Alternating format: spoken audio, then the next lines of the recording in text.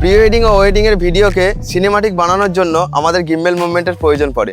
তার মধ্যে থেকে আমরা আজকে 3টে গিম্বেল মুভমেন্ট শিখে নেব। প্রথমে আমরা শিখে নেব নিনজা ওয়াক। তার জন্য আমাদের যেটা করতে হবে, আমরা হাঁটুটাকে আগে ভেঙে নেব, এরপর পায়ের স্টেপ বাড়াবো। পায়ের স্টেপ বাড়ানোর সময় আমাদের মনে রাখতে হবে পায়ের গোড়ালি যেন আমাদের আগে পড়ে। এরপর আস্তে আস্তে পুরো পায়ের পাতা ফেলা শুরু করব। তো এইভাবে ধীরে ধীরে হাঁটতে শুরু করব। আমরা যত স্মুথ হাঁটবো আমাদের ভিডিও তত স্মুথ হবে। আর একটা ইম্পর্টেন্ট বিষয় খেয়াল রাখতে হবে, নিনজা ওয়াক করার সময় গিম্বেল যেন আমাদের বডির সাথে টাচেও না থাকে, আবার অনেকটা দূরেও না থাকে। ঠিক মিডিল পোর্শনে রেখে গিম্বেলটাকে নিয়ে আস্তে আস্তে হাঁটা শুরু করতে হবে। তো চলুন নিনজা ওয়াকের আমরা একটা এক্সাম্পল দেখাই। 3, 2, 1 অ্যান্ড অ্যাকশন। লুক ব্যাকে লুক, আবার ফ্রন্ট।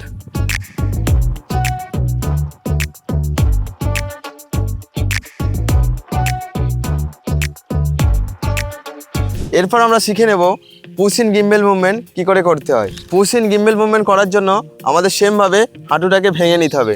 এরপর আমরা সাবজেক্টের দিকে গিম্বেলটাকে মুভ করব। এর সাথে সাথে আমাদের বডিটা কিন্তু আস্তে আস্তে সোজা হতে থাকবে।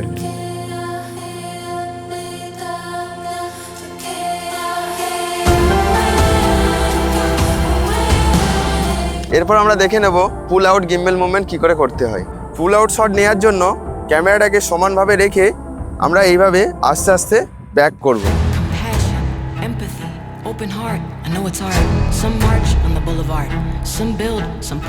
তো এই 3টে গিম্বেল মুভমেন্ট শ্যুট করতে আমি পিএম মোড ইউজ করেছি। এই ভিডিওটা যদি আপনাদের ভালো লেগে থাকে অবশ্যই কমেন্ট করে জানাবেন। এটাও জানাবেন নেক্সট ভিডিও আমি কী নিয়ে বানাবো। আর একটা বিষয়, এই ভিডিওটা যাতে না হারিয়ে যায় অবশ্যই ভিডিওটা সেভ করে রাখুন। Pre-skill.